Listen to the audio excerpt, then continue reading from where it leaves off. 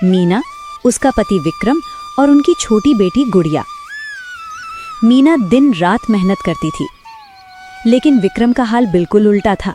वो सुबह उठता, नहाता धोता और सीधा गांव की चौपाल पर जाकर बैठ जाता। एक दिन चौपाल पर बैठे बैठे गांव के एक आदमी ने विक्रम से पूछ ही लिया, अरे विक्रम भाई, तुम तो दिन भर यहीं आराम करते रहते हो, न खेत न मजदूरी, फिर घर कैसे चलता है? अरे भाई, तुम्हें पता नहीं है क्या, मेरे पास एक जिन है। अरे नहीं रे, जिन मतलब मेरी पत्नी मीना। वो किसी जिन से कम है क्या? घर, बच्ची, कमाई सब वही संभालती है, तभी तो मैं आराम कर पाता हूँ भाई। भाई तुम्हारे तो मजे हैं, हमारे नसीब में तो बस काम ही काम लिखा है। उधर मीना हर सुबह तड़के उठकर अपना चिकन बिरयानी का ठेला सजाती थी।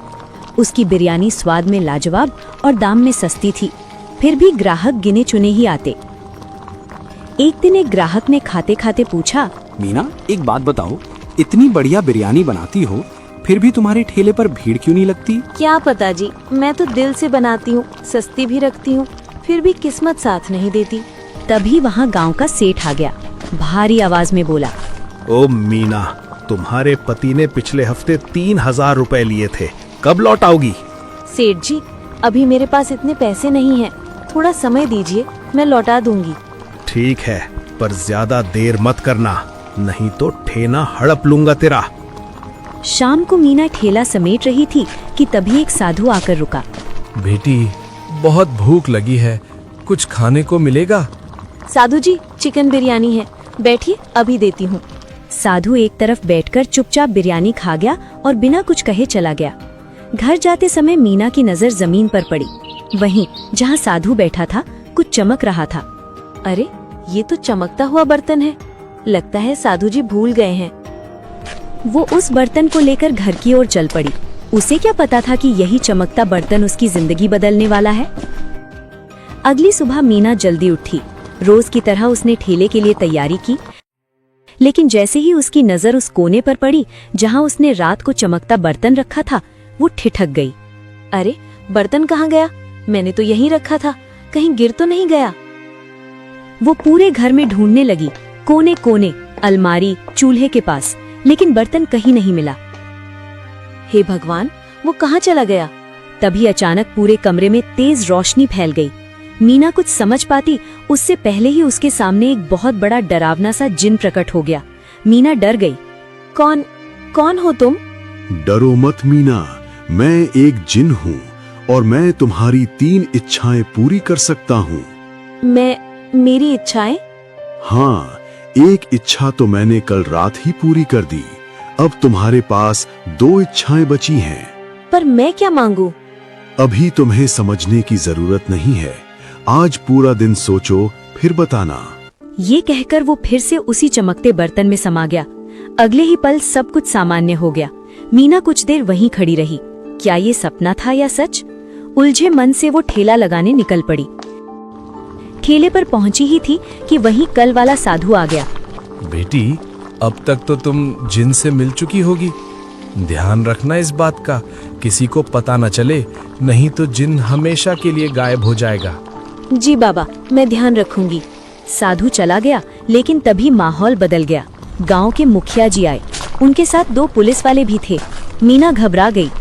मीना, आज से तुम यहाँ ठेला नहीं लगाओगी, यहाँ बिल्डिंग बनने वाली है। पर मुखिया जी, मेरे पास और कोई जगह नहीं है, मैं कहाँ जाऊंगी? हमें ऊपर से आदेश है, जगह खाली करनी होगी। मीना चुप हो गई। तभी उसे याद आया, मेरे पास तो जिन है, मुझे किसी की चिंता नहीं। वो जल्दी जल्दी ठेला समेटकर घर की ओर भागी, लेकिन घर के बाहर ही विक्रम खड़ा मिला। अरे मीना, कल जो चमकदार बर्तन तुम लाई थी ना, मैंने उसे कबाड़ में बेच दिया, पूरे 100 रुपए मिले। क्या? आपने वो बर्तन बेच दिया? अरे उसमें ऐसा क्या था, बेकार का था, किसी काम का भी नहीं था। आप नहीं जानते, वही बर्तन हमारी जिंदगी बदल सकता था। उस पल मीना पूरी तरह टूट चुकी थी। अब उसके हाथ में न जिन था, न ठेला, सिर्फ अंधेरा। मीना, आखिर उस बर्तन में ऐसा क्या था कि तुम इतनी परेशान हो? मीना कुछ कहने ही वाली थी कि उसे साधु की बात याद आ गई। उसने तुरंत बात बदल दी। वो बर्तन सोने का था, अगर पहचान कर बेचते तो बहुत मुनाफा होता। क्या? सच में? रुको, मैं अभी कबाड़ी से वापस ले आता हूँ। वो दौड़ता हुआ गांव की उस जगह पहुंचा जहां उसने बर्तन बेचा था, पर वहां अब कुछ भी नहीं था, न कबाड़ी न उसकी गाड़ी। विक्रम मायूस होकर घर लौट आया। मीना ने उसे समझाया। जाने दीजिए विक्रम जी, वो हमारे नसीब में ही नहीं था। ये कहकर वो चूल्हे पर खाना बनाने बैठ गई। थोड़ी देर में पूरे घर में ऐसी खुशबू फैल गई जैसी पहले कभी नहीं आई थी। मीना अचानक सोच में पड़ गई। जिन ने कहा था कि एक इच्छा तो उसने पूरी कर दी है, लेकिन कौन सी? तभी विक्रम रसोई में आया। मीना, आज क्या बना रही हो? ऐसी खुशबू तो पहले कभी नहीं आई। वही रोज की चिकन बिरयानी। चलो एक प्लेट दे दो, मैं देखता हूँ खा के। जैसे ही विक्रम ने पहला कौर मुंह में रखा, उसकी आंखें फैल गईं। अरे मीना, ये कैसी बिरयानी है? मुंह में जाते ही स्वाद फूट पड़ा। मीना हैरान थी। उसने खुद एक निवाला चखा और उसकी आंखें चमक उठी। समझ गई, यही जिन की पूरी की हुई इच्छा है। अगर लोग ये खाएं ना तो पागल हो जाएं। पर अब इसका क्या फायदा? कल से हम ठेला ही नहीं लगा सकते। क्यों? मीना ने सारी बात बता दी। मुखिया, पुलिस और ठेले की मनाही। अब सवाल यही था, क्या मीना फिर से अपना ठेला लगा पाएगी या ये स्वाद भी यहीं खत्म हो जाएगा? अगली सुबह मीना और विक्रम सीधा गांव के मुखिया जी के घर पहुंचे। मुखिया जी, अगर हो सके तो हमें कोई दूसरी जगह दे दीजिए जहां हम अपना ठेला लगा सके। जी मुखिया जी, हमारा पूरा घर उसी ठेले से चलता है। मैं तुम्हारी परेशानी समझता हूँ, लेकिन अभी मेरी भी मजबूरी है। वो जगह बिक चुकी है और गांव में फिलहाल कोई दूसरी खाली जगह नहीं है। दोनों निराश होकर मुखिया जी के घर से बाहर निकल आए। तभी पीछे से वही साधु उनके पास आए। अरे बेटी, इतनी उदास क्यों लग रही हो? मीना ने सारी बात बता दी। ठेला, जिनका खो जाना, सब कुछ। ये सुनकर विक्रम हैरान रह गया। मीना, ये सब तुमने मुझे पहले क्यों नहीं बताया? अब देर हो चुकी है बेटा। पति को बता दिया, इसलिए वो जिन अब लौटकर नहीं आएगा। तो अब हम क्या करें बाबा जी? हमारे पास कोई और काम भी नहीं है। मेरे साथ चलो, शायद एक रास्ता अभी भी बचा है। तीनों जंगल की ओर चल पड़े। एक रहस्यमयी गुफा के सामने पहुंचे। बाबा जी, ये हम कहाँ आ गए? ये कोई साधारण गुफा नहीं है, यहाँ कई जिन रहते हैं। तीनों जैसे ही अंदर गए, उनकी आंखें खुली की खुली रह गईं। चारों ओर चमकते हुए बर्तन। इतने सारे! इनमें से एक ले चलते हैं, हमारी इच्छा पूरी हो जाएगी। नहीं बेटा, जिन तभी बाहर आते हैं जब वे खुद आना चाहें। जबरदस्ती कुछ लेने से कुछ नहीं होगा। तो फिर उपाय क्या है बाबा जी? कुछ जिन ऐसे होते हैं जिन्हें इंसानों का खाना बहुत पसंद होता है। अगर तुम अपनी चिकन बिरयानी यहाँ लाओ और उसकी खुशबू से कोई जिन बाहर आ गया, तो वो तुम्हारी केवल एक इच्छा पूरी कर सकता है। ये सुनते ही मीना और विक्रम के चेहरों पर उम्मीद लौट आई। ठीक है, हम कल ही बिरयानी लेकर आएंगे। बस एक ही इच्छा मांग पाओगी, सोच समझ कर मांगना।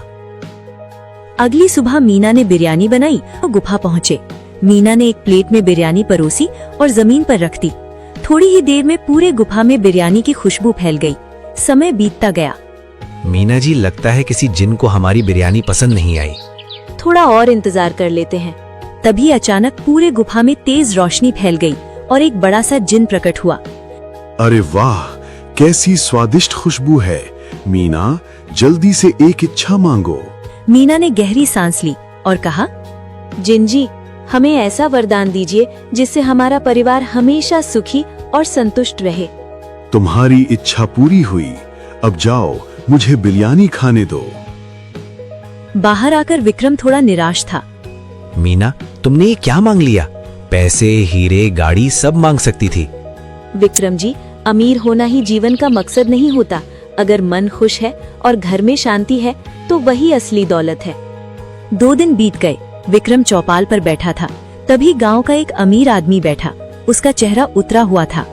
अरे भाई, तुम तो सबसे अमीर हो, फिर क्यों उदास हो? अमीर होने से क्या होता है भाई? घर में रोज झगड़े होते हैं, शांति नहीं है। इतने पैसों का क्या फायदा जब अपने ही खुश ना हो। ये सुनते ही विक्रम को मीना की इच्छा याद आ गई।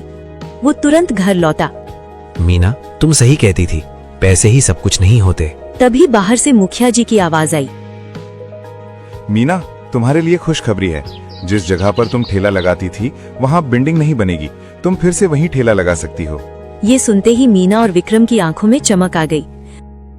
अगले दिन से विक्रम ने भी मीना के साथ काम करना शुरू किया। धीरे धीरे उनका कर्ज उतर गया और घर में सुकून आ गया, क्योंकि सच्चा सुख पैसे से नहीं बल्कि साथ मेहनत और संतोष से आता है।